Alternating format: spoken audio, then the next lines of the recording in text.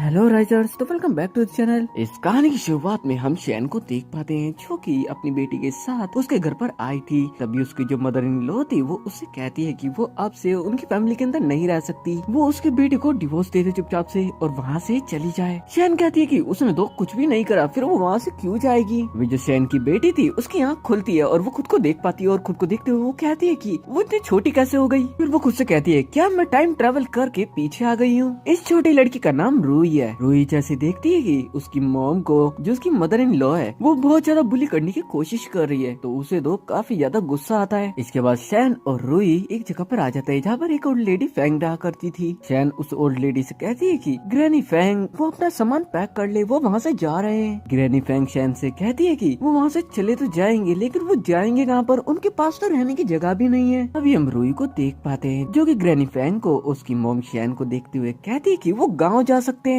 जिसके लिए granny Fang और शैन भी मान जाती है। लेकिन हम रूही को देख पाते जिसे जाने से पहले एक काम और कंप्लीट करना था। ये काम था उसकी मॉम की मेहनत से उगाई गई फसल का, जिस पर उसकी मदर इन लॉ ने कब्जा कर लिया था। हम देख पाते कि रूही के पास तो कुछ मैजिकल पावर्स भी थी, जिसकी मदद से वो वहाँ पर जितना भी अनाज रखा हुआ था उसे उस जगह से गायब कर देती है। और जब शैन, ग्रैनी फैंग और रूही साथ में यहाँ से जा ही रहे थे, तभी फिर से मदर इन लॉ वहाँ पर आती है और शैन को एक लेटर देती हुई कहती है कि वो दोबारा से वहाँ पर वापस ना आ जाए। लेकिन शैन को भी यहाँ पर काफी ज्यादा गुस्सा आता है। वो उसे कह देती है कि वो कभी भी वहाँ पर लौट कर नहीं आएगी। इसके बाद जब मदर इन लॉ अपने घर पर वापस आती है तो उसका छोटा बेटा उसके पास आता है और कहता है कि उसका भाई अब क्या करेगा। तभी उसकी मॉम उसे समझाती है कि जो उसका भाई है उसे शहर के अंदर फाइनेंस मिनिस्टर की बेटी मिल चुकी है। अगर वो शैन को साथ रखते तो उन्हें कुछ भी प्रॉफिट नहीं होता, लेकिन फाइनेंस मिनिस्टर की बेटी अगर वहाँ पर आएगी तो उन्हें काफी ज्यादा प्रॉफिट होगा, काफी ज्यादा पैसों का फायदा होगा। दरअसल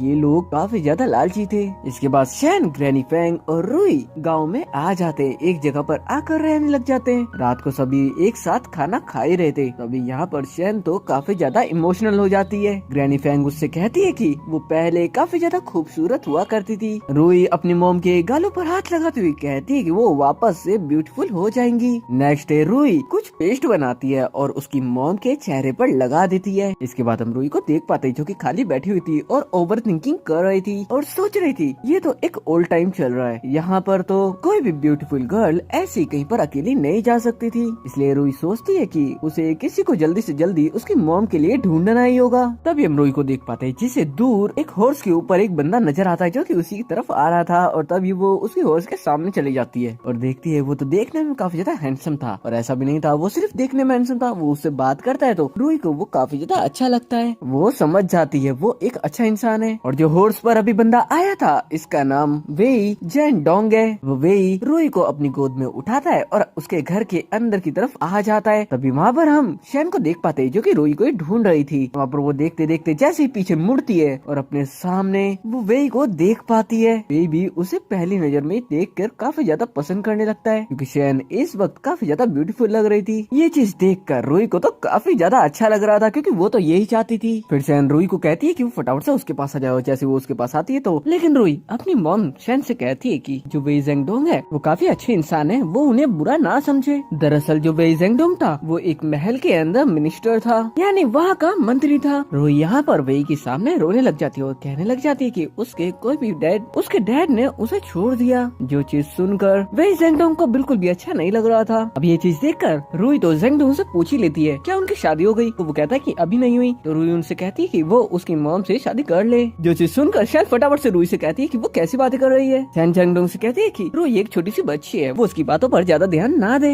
रूही दुखी थी, इसलिए जेंगडोंग उससे कहता है कि क्या वो हॉर्स राइडिंग करना चाहती है तो वो उसके साथ चले। जब जेंगडोंग रूही को हॉर्स राइडिंग करा कर वापस आता है तो शैन ने जेंगडोंग के लिए और उसकी टीम के लिए खाना बना दिया था। दरअसल जेंगडोंग अपने सफर के लिए निकला था और वो इस वक्त यहाँ पर रुकने का तय करता है। दरअसल उसने तय नहीं करा था, रूही ने उसे रोका था। अब रूही के लिए जेंगडोंग तो ऐसा करना ही चाहता था। वहीं दूसरी तरफ हम मदर इन लॉ और उसकी फैमिली को देख पाते हैं जिनके पास अब कुछ भी नहीं बचा हुआ था और वो सभी काफी ज्यादा परेशान थे। इसके बाद हम नेक्स्ट डे जेंगडोंग को देख पाते हैं जो कि शैन के पास आता है और वो शैन से आकर कहता है कि आज रात बहुत तेज बारिश होने वाली है। दरअसल जेंगडोंग को शैन की और रूही की काफी ज्यादा फिक्र हो रही थी, क्योंकि वो ऐसे घर में रह रहे थे जिसके अंदर बहुत ज्यादा डर था, वो भी बारिश के टाइम पर। इसलिए वो चाहता था रूही और शैन उसके साथ चले। जेंगडोंग यहाँ पर शैन से कहता है कि उसकी पहले एक वाइफ थी जिसके जिसकी काफी पहले डेथ हो गई है। दरअसल वो शैन से कुछ भी छुपाना नहीं चाहता था, इसलिए उसने ये सच्चाई उसे बता दी थी। जेंगडुंग तो चाहता था कि शैन और रूई उसके साथ चले, लेकिन शैन तो साफ साफ जेंगडुंग को मना कर देती है। जिसके साथ ही हम रात का सीन देख पाते हैं। रात को काफी तेज बारिश होने लगी थी और काफी तेज बिजली भी कड़क रही थी और हम रूई को देख पाते हैं जिसे काफी ज्यादा डर भी लग रहा था। लेकिन रात को इस जेंगडुंग को उनकी काफी ज्यादा फिक्र होती है, तो वो उनके घर पर आ जाता है। रूई तो जेंगडुंग को देखकर काफी ज्यादा खुश हो जाती है और मन के अंदर कहती है कि सच में जेंगडुंग एक अच्छा इंसान है, ये उसकी मम्मी के लिए एक अच्छा मैच है। नेक्स्ट मॉर्निंग शैन रूई से कहती है कि जेंगडुंग एक अच्छा इंसान है, लेकिन वो एक मिनिस्टर है, वो उससे शादी कैसे कर सकती है। लेकिन शैन रूई से कहती है कि वो इसके बारे में सोचेगी। जिसके बाद जेंगडुंग वहाँ पर आ जाता है और वो शैन से कहता है कि क्या वो रात को अच्छे से सोई। रूई शैन और जेंगडुंग को एक साथ देखकर खुश थी कि वो एक दूसरे से बात कर रहे हैं। यहाँ पर अपने पास की बात बताने लग जाती है कि वो पहले बारिश के टाइम पर नदी किनारे पर जाती थी, लेकिन बहुत समय हो गया वो वहाँ पर नहीं गई। जेंगडुंग उससे कहता है कि वो उसे घुमाने के लिए लेकर जाएगा, वो बिल्कुल भी परेशान ना हो।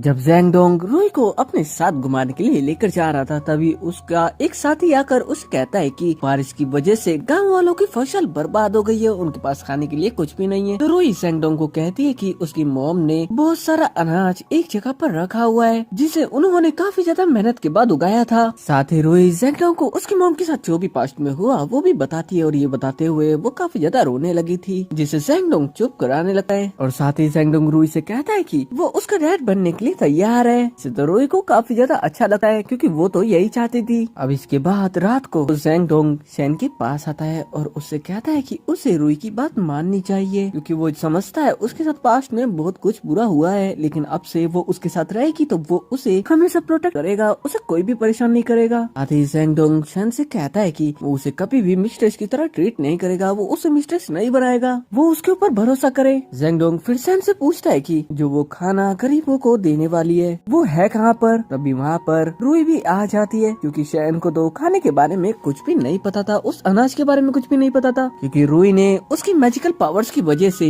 उस अनाज को एक जगह पर छुपा दिया था। वही हम मदर इन लॉ की फैमिली को देख पाते हैं। मदर इन लॉ की तो काफी ज्यादा तबीयत खराब हो रखी थी, क्योंकि उनके पास अब कुछ भी नहीं बचा था, लेकिन अब भी वो लोग सुधरने वाले नहीं थे। तभी यहाँ पर फादर इन लॉ आकर मदर इन लॉ से और उसके छोटे बेटे से कहते हैं कि उसका जो बड़ा भाई है उसने बीजिंग के अंदर एक बहुत ही अमीर लड़की से शादी कर ली है। वहीं दूसरी तरफ हम रूई को देख पाते हैं जो कि मछली पकड़ने की कोशिश कर रही थी। तभी उसे मछली तो पकड़ में आ जाती है, लेकिन वो खुद पानी के अंदर जाने लग जाती है। उनका एक साथी वहाँ पर खड़ा हुआ था, वो देख नहीं पाता। जेंगडुंग फटाफट से आकर रूई को बचाता है और फिर वो रूई को लेकर घर पर वापस आ जाता है। रूई का साथी फिश देखकर कहता है कि फिश तो काफी ज्यादा अच्छी लग रही है। तभी जेंगडुंग उसकी तरफ गुस्से से देखता है। जेंगडुंग का साथी समझ जाता है कि जेंगडुंग इस वक्त काफी ज्यादा गुस्से में है। रात को जेंगडुंग शैन और रूई साथ बैठकर खाना खाते। नेक्स्ट डे हम रूई को देख पाते हैं जो कि जेंगडुंग को और उसके साथियों को एक गुफा के पास लेकर आ गई थी, क्योंकि वो उन्हें अनाज दिखाना चाहती थी, वो फूड जिसे शैन ने अपनी मेहनत से उगाया था। साथ ही रूई जेंगडुंग से कहती है कि अभी हर तरफ अकाल पड़ा हुआ है, इस वजह से उन्हें फूड को अच्छे से प्रोटेक्ट करना होगा, क्योंकि कोई भी उसे चुरा सकता है। अब वापस आते वक्त जेंगडुंग के साथी एक जंगली सुअर का शिकार भी कर रहे थे और उसे अपने साथ लेकर ही आ रहे थे। तभी हम देख पाते हैं कि मदर इन लॉ का जो बेटा था वो उन्हें देख लेता है, यानी कि रूई को जेंगडुंग के साथ देख लेता है। वो उनका पीछा भी करता है, तो उसे पता चलता है कि शैन और रूई काफी अच्छे से रह रहे हैं, जो चीज देखकर उसे बिल्कुल भी अच्छा कहाँ लगने वाला था। घर आने के बाद मदर इन लॉ का बेटा उसके फादर को और उसकी मदर को बताता है कि शैन है वो तो काफी अच्छे से उसकी बेटी के साथ रह रही है। रात को शैन जेंगडुंग के पास आती है, तो जेंगडुंग उससे और रूई से काफी अच्छे से बात कर रहा था, जिसे देखकर शैन को तो पास्ट की याद आ जाती है। कैसे वो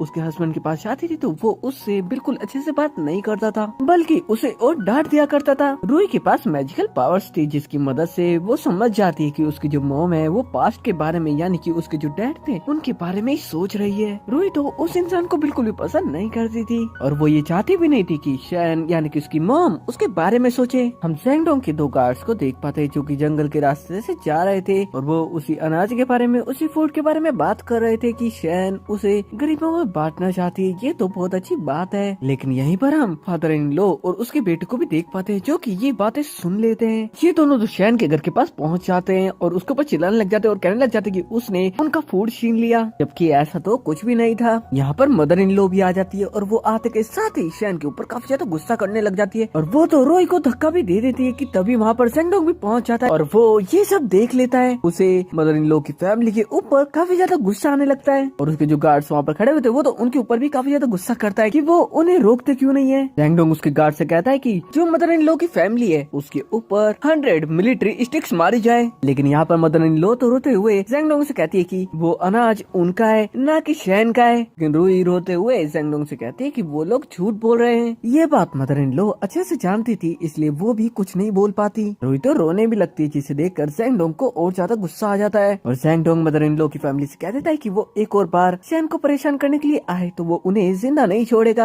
अभी तो मदर इन लॉ की फैमिली यहाँ से चली जाती है, लेकिन वो सुधरने वाले कहाँ थे। इसके बाद हम रात का सीन देख पाते हैं। हम जैंग डोंग को देख पाते हैं जो कि रूई की चोट पर दवाई लगा रहा था और ग्रैनी फैंग शैन की चोट पर दवाई लगा रही थी। वही मदर इन लॉ की फैमिली घर पहुँचती है, वो भी बहुत ज्यादा मार खाकर। उन सभी की हालत बहुत ज्यादा खराब हो रखी थी। रात को हम शैन और रूई को एक साथ देखते हैं। तभी शैन देखती है कि रूई को तो काफी तेज बुखार हो रहा था। शैन तो काफी ज्यादा परेशान हो जाती है। तभी जैंग डोंग वहाँ पर डॉक्टर के साथ आ जाता है। यहीं पर जैंग डोंग शैन को काफी ज्यादा परेशान देखता है तो वो उससे कहता है कि उसे अब परेशान होने की जरूरत नहीं है, वो उन दोनों का हमेशा ख्याल रखेगा। शैन जैंग डोंग से कहती है कि वो नहीं चाहती कि आगे जाकर रूई के साथ कोई गलत व्यवहार करे, क्योंकि वो उसके लिए सब कुछ है। लेकिन जैंग डोंग कहता है कि ऐसा वो कभी भी नहीं होने देगा, वो उसके ऊपर भरोसा करे। मॉर्निंग उठते के साथ ही रूई तो सीधा जैंग डोंग के पास पहुँच जाती है। जैंग डोंग उसे देखकर कहता है कि अब वो ठीक है ना, तो रूई कहती है कि वो बिल्कुल ठीक है। जैंग डोंग रूई को अपने साथ घुमा ही रहा था। जैसे ही जैंग डोंग साइड में जाता है तभी वहाँ पर से एक सांप निकलता है, जिससे रूई थोड़ी सी डर जाती है। तो जैंग डोंग उसके पास आता है और उससे कहता है कि उसे डरने की जरूरत नहीं है। कि तभी वो सांप तो उसे ही काट लेता है और वो वहीं पर गिर जाता है। डोंग उसके साथी से कहता है कि वो उसका जहर निकाले फटाफट से। अब उसका साथी इधर उधर देखते हुए कहता है कि सांप ने काटा कहाँ पर है, और वो अपने पैर ऊपर कर देता है, जिसे देखकर उसका साथी तो थोड़ा अनकंफर्टेबल हो जाता है कि उसे ये क्या क्या करना पड़ रहा है। तभी रूई उसे रोक देती है और कहती है कि उसके पास कुछ मेडिसिन है, वो उससे ठीक हो सकता है। जैंग डोंग का साथी कहता है कि उसके पास मेडिसिन कहाँ से आ गई, तो वो कहती है कि वो हमेशा ये चीजें अपने साथ रखती है। घर वापस आने पर शैन देखती है कि जैंग डोंग के हाथ में चोट लग रखी थी। वो उसके लिए थोड़ी सी परेशान हो जाती है। रोई रोते हुए उसकी मॉम से कहती है कि जैंग डोंग उसकी मदद कर रहा था और उसकी वजह से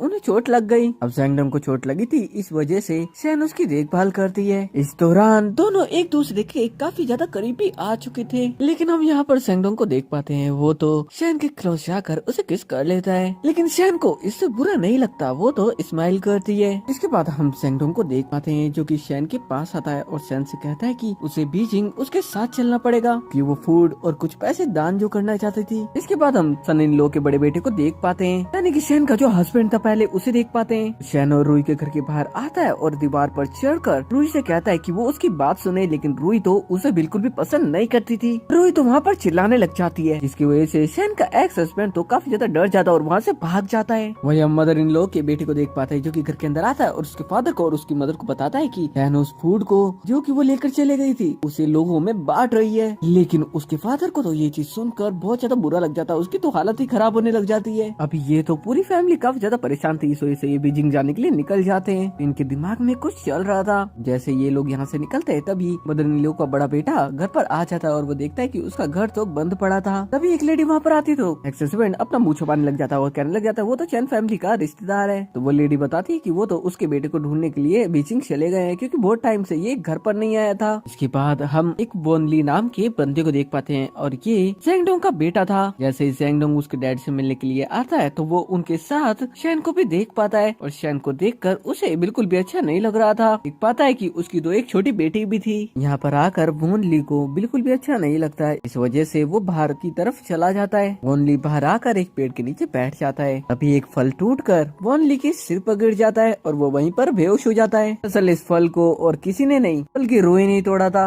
अब रूई वोनली की मदद करती है, उसे होश में लेकर आती है, लेकिन वो वहाँ से जा चुकी थी। लेकिन उसकी एक क्लिप वहीं पर गिर चुकी थी, इस वजह से वोनली उसे उठा लेता है। वोनली जब एक नदी किनारे पर जाता है तो वो वहाँ पर रूई को देख पाता है और उस क्लिप को देख पाता है जो कि उसके पास थी। वैसे ही same to same hair clip रूई की हेयर्स में भी लगी हुई थी। तभी रूई एक फिश को पकड़ती है और वो घर लाकर उसकी डिश बना लेते हैं। यहाँ जैंग डोंग, शैन, रूई और वोनली साथ बैठकर डिनर करते हैं। वोनली जब रूई से मिलता है तो उसे रूई से मिलकर काफी ज्यादा अच्छा लगा था। इसके बाद हम नेक्स्ट सीन के अंदर शैन को देख पाते हैं जो कि उसके पैसे देख रही थी जो कि खत्म होने वाले थे, जिसकी वजह से वो काफी ज्यादा दुखी थी, जो चीज रूई भी देख पा रही थी। दरअसल शैन पैसों के लिए एक खेत को और उसकी जो एक शॉप थी उसे बेचना चाहती थी। नेक्स्ट डे उनके घर पर एक बंदा भी आता है उनके खेत को और साथ ही उनकी शॉप को देखने के लिए, जिससे जेंगडोंग बात कर रहा था। यहीं इनके घर के अंदर एक पिच का पेड़ भी लगा हुआ था, लेकिन जेंगडोंग देखता है कि उसके ऊपर जो पिच लगे हुए थे वो सभी किसी ने तोड़ लिए थे। तभी वहाँ पर रुई आती है और रुई कहती है कि इस बार तो सारे पीचेस खत्म हो गए, लेकिन उसके पास अब भी एक बचा हुआ है, वो खाकर देखे। और वो सच में काफी ज्यादा डिफरेंट और बड़ा पिच था, जो उस आदमी को भी पसंद आता है। और इतना कम नहीं था, जो रुई थी वो उस बंदे को उस जगह की पॉजिटिव बातें गिनवाने लग जाती है, जैसे उनका घर बहुत अच्छी जगह पर है, वो नदी के पास है और उनके इधर जो मछली पाई जाती है वो काफी ज्यादा तंदुरुस्त और अच्छी होती है, यानी कि काफी ज्यादा फ्रेश होती है और बड़ी भी। लेकिन जो पैसे रुई उस आदमी को बताती है, वो आदमी तुरंत ही रुई को मना कर देता है। लेकिन रुई कहती है कि अगर उसे जाना है तो वो जा सकता है, लेकिन वो बंदा यहाँ से जाता नहीं, वो तो रुई की बातों में आ जाता है और जितने पैसे रुई बताती है वो उतने देने के लिए तैयार भी हो जाता है। ये बात जब शैन को पता चलती है तो वो तो काफी ज्यादा खुश हो जाती है और वो रुई को शुक्रिया भी कहती है। और साथ ही शैन उसकी बेटी रुई से कहती है कि वो काफी ज्यादा समझदार है। रुई अपनी मॉम शैन से कहती है कि अब तो वो बीजिंग जाएंगे ना, और बीजिंग में उनका घर भी होगा। लेकिन शैन ने अभी भी इससे ज्यादा सोचा तो नहीं था कि वो बीजिंग जाएगी भी या फिर नहीं। शैन जेंगडोंग से कहती है कि वो उसका नाम, उसकी आइडेंटिटी चेंज कर उसके साथ रहेगी, इसके लिए जेंगडोंग भी मान जाता है। नेक्स्ट डे हम रुई को देख पाते हैं जो कि जंगल के अंदर आती है। वो यहाँ पर आकर जमीन के अंदर कुछ चीज डालती है और साथ ही उस चीज के ऊपर अपना मैजिकल वाटर भी डालती है। बहुत देर तक रुई के ना मिलने पर जेंगडोंग जंगल के अंदर आ जाता है और वो जब जंगल के अंदर आता है तो वो रुई को एक जगह पर सोता हुआ पाता है। दरअसल रुई यहाँ पर जिनसेंग नाम की कोई तो चीज उगा रही थी। जैसे ही जेंगडोंग का एक साथी उस जिनसेंग को देखता है तो वो कहता है कि इसकी कीमत तो काफी ज्यादा होगी। दरअसल रुई ये सब उसकी मॉम के लिए कर रही थी ताकि उसकी मॉम के पास काफी सारे पैसे आ जाए। जब रुई को होश आता है तो वो कहती है कि उसके जिनसेंग की रूट्स कहाँ पर है। यहाँ पर जो ग्रैनी फैंग थी वो उसे देखकर कहती है कि वो काफी ज्यादा कीमती है, वो उसे कहाँ से मिल गई। तो रुई कह रही थी कि उसे सपने के अंदर एक सफेद दाढ़ी वाले अंकल दिखाई दिए थे और उन्होंने उससे कहा था कि जंगल में जाकर एक गड्ढा खोदे, वो वहाँ पर उसे वो मिल जाएगी। और उसने तो बिल्कुल वैसा ही करा। नेक्स्ट डे जिन जिन लोगों को शैन ने जो खाना दिया था उससे फायदा हुआ था, वो वहाँ पर उसका धन्यवाद करने के लिए आए हुए थे। वहीं दूसरी तरफ हम मदर इन लॉ की फैमिली को देख पाते हैं, जिनके पास खाने तक के पैसे नहीं थे। अब खाना तो छोड़ो, उनके पास रहने तक की जगह नहीं थी। इसी के साथ मदर इन लॉ की फैमिली बीजिंग पहुंच जाती है, जहाँ पर जाकर वो अपने बेटे को ढूंढ रहे थे। उन्हें तो लग रहा था उनका बेटा काफी ज्यादा रिच हो चुका होगा, लेकिन ऐसा तो कुछ भी नहीं था। वो तो यहाँ पर किसी लड़की के साथ रह रहा था और वो भी सिर्फ पैसों के बदले। जब वो बाहर एक बच्चे को लेकर जा रहा था तभी उसकी फैमिली उसे देख लेती है और उसे सारी बात बताती है कि शैन की वजह से वो सड़क पर आ चुके हैं। इसी के साथ मदर इन लॉ का सबसे बड़ा बेटा उन्हें कहता है कि वो पहले उन्हें कुछ खिला दे, जिसके लिए वो उन्हें एक जगह पर भी लेकर आ जाता है, जहाँ पर आकर पहले तो वो खाना खाते हैं अच्छे से। लेकिन यहाँ पर भी मदर इन लॉ की पूरी फैमिली की जो लैंग्वेज थी वो अब भी बेकार की बेकार ही थी। जो चीज उस लड़की को पसंद नहीं आती, उस लड़की को ये चीज पसंद नहीं आती तो वो तो उसके बेटे के अंदर एक जोर से थप्पड़ मार देती है। मदर इन लॉ उससे कहती है कि वो उसके बेटे को कैसे मार सकती है, तो वो लड़की मदर इन लॉ से कहती है कि वो उसका घर है और वो जो चाहे वो कर सकती है। यहाँ तक कि वो तो उन्हें वहाँ से जाने को भी कह देती है। के बाद जब वो लड़की अकेले बैठी हुई थी तभी मदर इन लॉ का सबसे बड़ा बेटा उसके पास आता है और उसके पैरों में गिरकर कहने लग जाता है कि वो इस बार उसे माफ कर दे। असल वो तो मन के अंदर सोच रहा था अगर उसने उसे छोड़ दिया तो उसके पास तो कुछ भी नहीं बचेगा। वहीं दूसरी तरफ जेंगडोंग, रुई और शैन महल में आ गए थे, जहाँ पर आने के बाद जेंगडोंग किंग को शैन के बारे में बता रहा था कि किस तरीके से शैन ने बहुत सारे लोगों की मदद करी और साथ ही उसने उसका मिशन भी पूरा कर लिया है। यहीं पर हम शैन के एक्स हस्बैंड को भी देख पाते हैं, वो महल के अंदर ही काम कर रहा था। वहीं किंग रुई से उसका नाम पूछते हैं तो रुई किंग को उसका नाम बताती है, जो कि किंग को काफी ज्यादा पसंद भी आता है क्योंकि था ही इतना क्यूट नेम। रुई तो यहाँ पर किंग के लिए एक पीच भी लेकर आई थी। यहीं पर हम प्रिंस को भी देख पाते हैं, जिसे भी रुई काफी ज्यादा अच्छी लगती है। प्रिंस से कहती भी कि उसके कपड़े काफी ज्यादा सॉफ्ट है। यहाँ पर जो शैन का एक्स हस्बैंड था वो तो रुई को और शैन को देखकर यहाँ पर काफी ज्यादा गुस्से वाला फेस बना रहा था। जब जेंगडोंग रुई और शैन को लेकर वहाँ से जा ही रहा था तभी वो तो उनके सामने भी आ जाता है, लेकिन जेंगडोंग के सामने वो क्या ही बोल सकता था। शैन भी यहाँ पर उस बंदे से कह देती है कि उसका चैन फैमिली से कोई भी लेना देना नहीं है अब, इसलिए वो सामने से हट जाए। लेकिन एक्स हस्बैंड तो शैन के करीब आने की कोशिश करता है तो जेंगडोंग उसे नीचे गिरा देता है और उसे शैन से दूर रहने को भी कहता है। ये लोग एक रेस्टोरेंट के अंदर आ जाते हैं, जहाँ पर आते के साथ ही ये एक बंदे को देख पाते हैं जिसके गले के अंदर कुछ फंस चुका था। लेकिन तभी रुई जेंगडोंग से कहती है कि वो उसके हाथ पकड़ ले और खुद जाकर अपना हेड उसके पेट में मारती है, जिसकी वजह से उसके गले में जो भी फंसा हुआ था वो बाहर निकल जाता है। वो बंदा वापस से रिलैक्स फील करता है। तभी हम यहाँ पर एक आदमी को देख पाते हैं जो कि काफी ज्यादा घबराया हुआ था और वो सभी से पूछ रहा था कि सबसे अच्छा जिनसेंग रूट कहाँ पर मिलेगा। तभी रोई उससे कहती है कि जिनसेंग तो उनके पास है। अब कैसे तो जिनसेंग लेकर रोई, जैंगडोंग और शैन उस जगह पर पहुंच जाते हैं और उस जिनसेंग की वजह से उस लेडी की जान बच जाती है। दरअसल ये और कोई नहीं बल्कि प्रिंस की मॉम थी। होश में आने पर प्रिंस की मॉम रोई से मिलकर उसको शुक्रिया बोलती है उनकी मदद करने के लिए। यहाँ पर भी रोई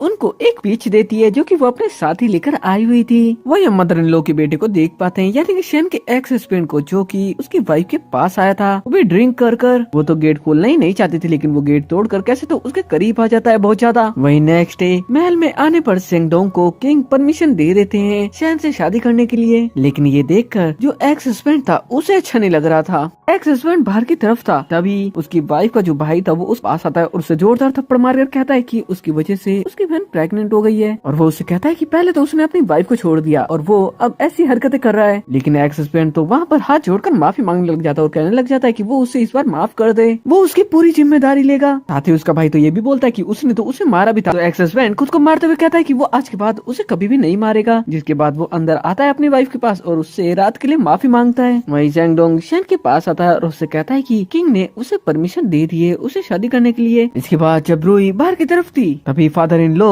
उसके छोटे वाले बेटे को उसके पास भेजते हैं जो कि उसे बेहोश कर देता है। रोई के ना मिलने पर जैंगडोंग तो उसे हर जगह पर ढूंढने लग जाता है और वो मदर इन लॉ के छोटे वाले बेटे को भी मारता है और कहता है जल्दी से वो बता दे कि रोई कहाँ पर है। देख पाते हैं कि रोई तो मदर इन लॉ के पास ही थी और वहीं पर रोई को भी होश आ जाता है और वो चिल्लाने लग जाती है। वो तो मदर इन लॉ को काट भी लेती है और भागने की कोशिश करती है। मदर इन लॉ उसे कुछ करती उससे पहले ही जैंगडोंग वहाँ पर पहुँच जाता है। हम रात का सीन देख पाते हैं जहाँ पर हम देख पाते हैं कि रोई की काफी ज्यादा तबीयत खराब हो चुकी थी। आकर उसका चेकअप भी करता है लेकिन वो तो नींद से उठ ही नहीं रही थी, जिस वजह से शैन भी काफी ज्यादा परेशान हो चुकी थी और वो भी बेहोश हो जाती है। हम महल का सीन देख पाते हैं जहाँ पर मदर इन लॉ के दोनों बेटे आए हुए थे और बड़ा बेटा कहने लग जाता है कि जैंगडोंग ने उसकी मॉम को मारा है, जबकि उसकी मॉम ने क्या करा था उसे ये नहीं पता था। जैंगडोंग को तो यहाँ पर भी काफी ज्यादा गुस्सा आ जाता है, वो तो उसे महल के अंदर ही मारने लग जाता है। रात को हम जैंगडोंग को देख पाते हैं जो कि शैन के पास आता है, उसकी देखभाल करता है, उसे होश आ चुका था। अभी थोड़ी देर में रोई की भी आंखें खुल जाती है, जिसके बाद जैंगडोंग के साथ शैन भी महल के अंदर आ जाती है और साथ ही किंग को वो पेपर दे देती है जिस पर उसने उसके एक्स हस्बैंड के साथ डिवोर्स किया था। किंग को भी समझ में आ जाता है कि उन दोनों का कंफर्म डिवोर्स हो चुका है, अब वो बंदा उसे परेशान नहीं कर सकता। अगर उसने ऐसा किया दोबारा से तो उसे वहाँ पर सजा मिलेगी। अभी भी किंग इन्हें बिना सजा दिए तो वहाँ से नहीं जाने दे सकता था, इस वजह से उनकी वहाँ पर भी बहुत ज्यादा पिटाई हो जाती है और थके हारे दोनों अपने कमर पर हाथ रख कर घर पर आकर लेट जाते हैं। इसके बाद जैंगडोंग रोई को और शैन को उसकी मॉम से मिलवाने के लिए भी लेकर जाता है। जैंगडोंग की मॉम जब उन दोनों से मिलती है तो उन्हें तो काफी ज्यादा अच्छा लगता है। अब जब सभी खाने के लिए बैठे थे तभी यहाँ पर एक छोटा लड़का आ जाता है और वो आते के साथ ही उसकी ग्रैंड माँ से यानी कि जैंगडोंग की मॉम से कहने लग जाता है कि जो लेडी अभी वहाँ पर आ रखी यानी कि शैन, वो नहीं चाहता कि वो वहाँ पर आकर रहे। जैंगडोंग तो इस बात पर उसे काफी ज्यादा डांट देता है, लेकिन तभी हम यहाँ पर रोई को देख पाते हैं जो कि नौटंकी करने लग जाती है रोने की और अपनी मॉम से कहने लग जाती कि उसे वहाँ पर शादी नहीं करना चाहिए। उनका एक बेटा है तो फिर क्या पता उसकी एक दूसरी वाइफ भी हो यानी कि जैंगडोंग की। वो काफी ज्यादा दुखी होने का नाटक करती है। अब जो छोटा लड़का यहाँ पर था वो जब उसे इस तरीके से रोता हुआ देखता है तो उसे भी अच्छा नहीं लग रहा था। वो छोटा लड़का रोई से कहता है कि वो ज्यादा ना रोए, वो परेशान ना हो।